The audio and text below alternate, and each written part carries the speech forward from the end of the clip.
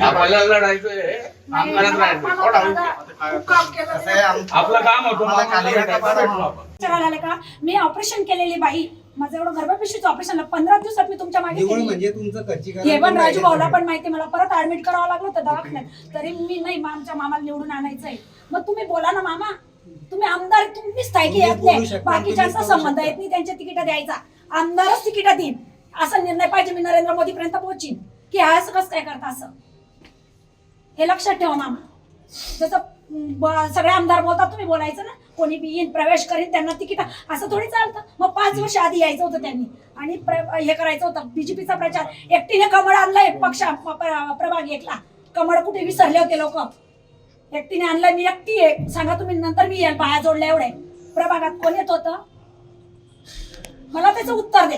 तुम्ही हे मांडा ना की प्रभाग 1 मध्ये हे पळाल्यावर संगीता पाटीलने कमळ आणला तिथे प्रभाग 1ला आणि तिला तिकीट नाही, तर विषय काय आहे मामा? माझा राग ना काही होतो मला, माझा तुमच्याबद्दल काहीच राग नाहीये. मग तुमच्यावर दबाव येतो तर तुम्ही बोला ना, जसं मी तुम्हाला बोलते. तर आम्ही लोकांना फेस नाही करू शकत गल्लीतल्या. काय केलं तुम्ही? जर मला यांनी सांगितलं जसं की हे लोक येणार आहेत तेव्हाच यांनी डिक्लेअर करायचं होतं की बाकीच्यांनी माघार घेऊन मी फॉर्म टाकला नसता. मी तुम्हाला काय सांगितलं, तुम्ही म्हणजे टाकून ठेवा. मी काय बोलले, टाकणार नाही. मी इज्जतदार बाई आहे, कारण आपल्याला पळापळी पडत नाही. मी कोणत्याच पक्षात जाणार नाही. आम्ही प्रचार कोणाचाच करणार नाही, त्यांचा प्रचार करायचा, आम्ही कामं करायचे. मग आम्ही कुठे जायचं? पगार मी माझ्या नवऱ्याचा खाईन, दुसऱ्याला भाकरी खाऊ घालीन का?